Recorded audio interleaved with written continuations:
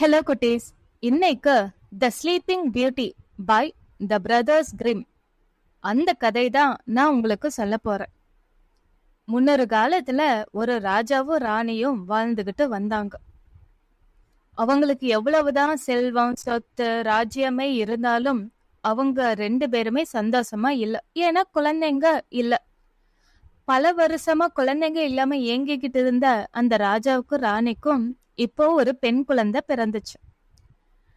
அந்த சந்தோஷத்துல ராஜ்யம் ஃபுல்லா பெரிய லெவல்ல செலிப்ரேட் பண்ண ஆரம்பிச்சிட்டாங்க.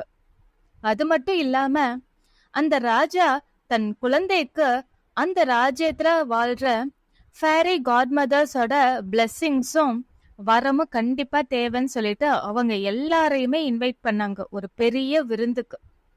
எல்லா ஃபேரி காட்மதரும் அந்த விருந்துக்கு வந்தாங்க.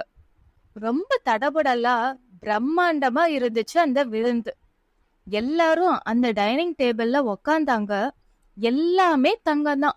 தட்டு தங்கம், ஸ்பூன் தங்கம், எல்லாமே அப்படி ரொம்ப அருமையா இருந்துச்சு. பல உணவு பதார்த்தங்களோட ரொம்ப அருமையா இருந்துச்சு. எல்லாரும் உக்காந்து சாப்பிட்ற நேரத்துக்கு ஒரு வயசான ஒரு ஃபேரி காட் மதர் வந்தாங்க. அந்த ராஜா அந்த ஃபேரி காட் மதரை கூப்பிடவே இல்லை. ஏன்னா அவங்க அந்த ராஜ்யத்தை விட்டு போய் 50 வருஷத்துக்கு மேல ஆகுது. அவங்கள எல்லாருமே மறந்துட்டாங்க. ராஜா அந்த வயசான ஃபேரி காட் மதர் கிட்ட மன்னிப்பு கேட்டுட்டு அவங்களுக்கும் அந்த டேபிள்ல உட்காந்து சாப்பிட்றதுக்கு எல்லா ஏற்பாடும் பண்ண சொன்னாங்களாம். எல்லாருமே பண்ணாங்களாம். ஆனா அவங்களுக்கு வச்ச தட்டோ ஸ்பூனோ தங்கமே இல்லை.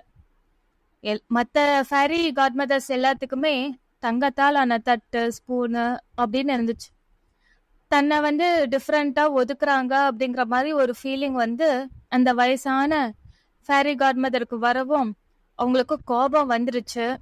முணுமுணுத்துக்கிட்டே இருந்தாங்க. இந்த கோபத்தை இன்னொரு சின்ன ஃபேரி பார்த்துட்டாங்க.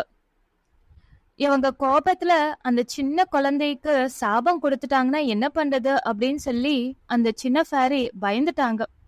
சரி, நாம போய் அந்த கர்டைன் பின்னாடி ஒளிஞ்சிக்கலாம்.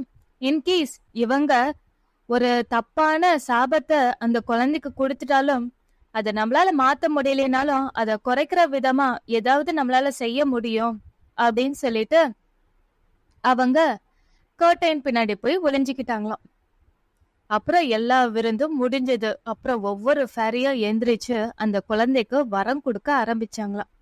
முதல் ஃபேரி சொன்னாங்களாம், உங்களுடைய பொண்ணுதான் இந்த உலகத்திலேயே அழகான பெண்ணா இருக்க போறான்னு சொன்னாங்களாம். ரெண்டாவது ஃபேரி, உங்க பொண்ணு கோபப்பட்டா கூட அதுல அழகாவும் இருக்கும், ஏஞ்சலாவும் தெரியவா அப்படின்னாங்களாம். மூணாவது ஃபேரி, உங்க பொண்ணு எதை சொன்னாலும் சரி செஞ்சாலும் சரி அது அவ்வளோ அழகா இருக்கும், கிரேஸ்ஃபுல்லா இருக்கும் அப்படின்னு சொன்னாங்களாம். நாலாவது ஃபேரி, உங்க பொண்ணு பாட்டு பாடுனான்னு வச்சுக்கோங்களேன், நைன்டிங்கேல் மாதிரி தான் இருக்கும், குரல் அவ்வளோ இனிமையா இருக்கும்னு சொன்னாங்களாம். அஞ்சாவது ஃபேரி, உங்க பொண்ணு டான்ஸ் ஆடினா அப்படின்னா ஒரு மலர் எப்படி காத்துக்கு ஆடுதோ அது மாதிரி மென்மையான நடனத்தை ஆடுறவளா இருப்பா அப்படின்னு வாழ்த்துனாங்களாம்.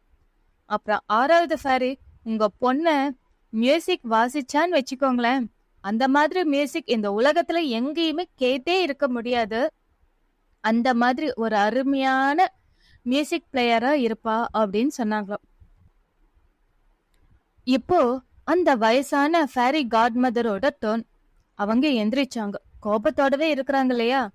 கோபத்துல எந்திரிச்சு, உங்க பொண்ணுக்கு 17 வயசு ஆனதும் ஸ்பிண்டில் அடிபட்டு அவ அந்த இடத்துலயே செத்துடுவா அப்படின்னு சாபம் கொடுத்துட்டாங்க.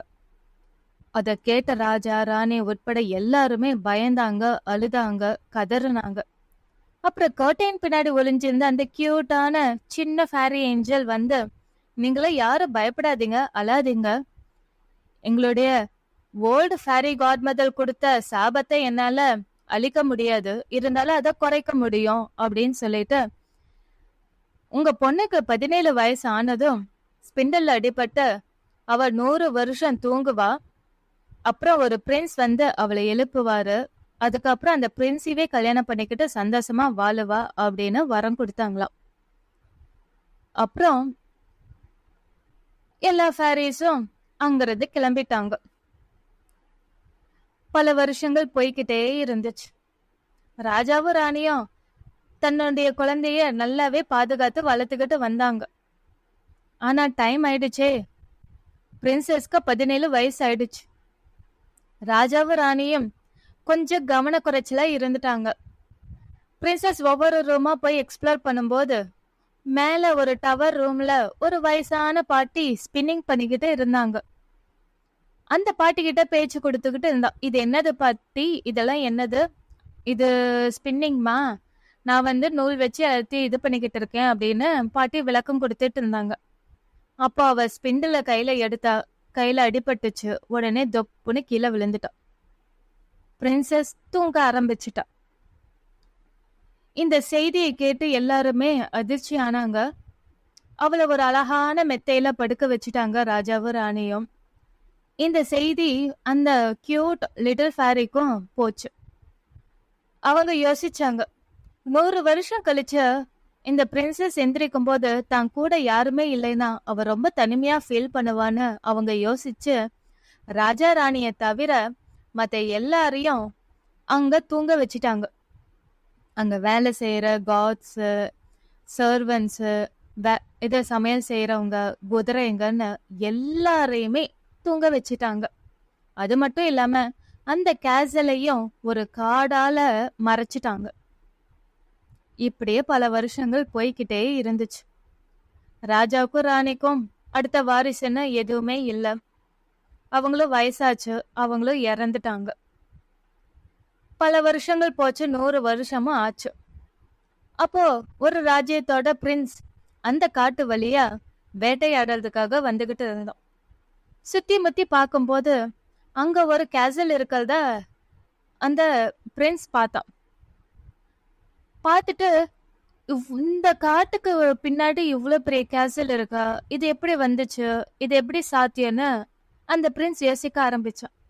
அத பத்தி நல்லா தெரிஞ்சுக்கணும்ட்டு பக்கத்துல இருக்கவங்க எல்லாருக்கிட்டையும் விசாரிக்க ஆரம்பிச்சான். மத்தவங்க யாருக்குமே அத பத்தி தெரியல. அப்புறம் அங்க வயசான ஒருத்தவர் இருந்தாரு. அவர்கிட்ட போய் அந்த கேசலை பத்தி கேட்டாரு. அப்போ என்னுடைய தாத்தா சொல்லியிருக்காரு, ஒரு கதை இருக்கு அப்படின்னு சொல்லிட்டு நடந்த எல்லாத்தையுமே அந்த பிரின்ஸ்க்கும் சொன்னாங்களாம். ஓ, இங்க ஒரு அழகான பொண்ணு தூங்கிக்கிட்டு இருக்காளா, அதுவும் 100 வருஷமா, இத பத்தி நான் முழுசா தெரிஞ்சுக்கிட்டே ஆகணும், கண்டிப்பா நான் இந்த காட்டு வழியா போயே ஆகணும்ட்டு அந்த பிரின்ஸ் அந்த காட்டு வழியா போக ஆரம்பிச்சாரு. இது அடர்ந்த காடா வளர்ந்திருக்கு. மனிதர்கள் யாருமே உள்ள போகவே முடியாது. ஆனா பிரின்ஸ்க்காக காத்திட்டு இருக்காங்க இல்லையா, அதனால அந்த காடு இந்த பிரின்ஸுக்காக வழி விட்டுச்சு. பிரின்ஸ்க்காக மட்டும். அவர் கூட வந்த யாருக்கும் வழி விடல. அந்த வழிய அடைச்சிடுச்சு. பிரின்ஸ் அந்த கேசல நோக்கி போனார். கேசல் நோக்கி போகும்போது அங்க இருந்த காவலாளிகள், குதிரைகள் எல்லாம் செத்து போனவங்க மாதிரி தூங்கிட்டு இருக்காங்க. அதெல்லாம் பார்க்க பயமாவும் இருந்துச்சு பிரின்ஸுக்கு. சரி, தைரியத்தை வரவழிச்சுக்கிட்டு ஒவ்வொரு ரூம்க்கா போய் பாக்குறாரு. அங்க ஒரு ரூம்ல அழகான மெத்தையில ஒரு அழகான பெண், 17 வயசு பெண் தூங்கிக்கிட்டு இருந்தா. அவளை பார்த்து அவளுடைய அழகுல மயங்கி போனாரு. அப்புறம் அவளுடைய நெத்தியில முத்தமிட்டாரு. உடனே அந்த பிரின்சஸ் எந்திரிச்சிட்டா. நான் இத்தனை வருஷமா உங்களுக்காக தான் காத்துக்கிட்டு இருந்தேன் அப்படின்னு பிரின்சஸ் சொன்னாலாம். அப்புறம் அவ மட்டும் இல்ல, அந்த கேசல்ல தூங்கிக்கிட்டு இருந்த சர்வன்ஸ், வேலை செய்யறவங்க, காட்ஸ், குதிரைங்க எல்லாருமே மேஜிக் பண்ண மாதிரி எல்லாருமே எந்திரிச்சிட்டாங்க. அவங்களுக்கு இந்த 100 வருஷம் போனதே தெரியாது. அன்னைக்கு நடந்த நிலைமை மட்டும்தான் அவங்க எல்லாருக்குமே ஞாபகம் இருக்கும். அன்னைக்கு என்ன வேலை பார்த்துட்டு இருந்தாங்களோ அதை அப்படியே எல்லாரும் தொடர்ந்து வேலை செய்ய ஆரம்பிச்சுட்டாங்க. அன்னைக்கு ஈவினிங்கே பிரின்ஸும் பிரின்சஸும் கல்யாணம் பண்ணிக்கிட்டாங்க. பிரின்ஸ் தன்னுடைய பிரின்சஸ கூட்டிக்கிட்டு தன்னுடைய ராஜ்யத்துக்கு போய் சந்தோஷமா வாழ்ந்தாரோ. தேங்க்யூ.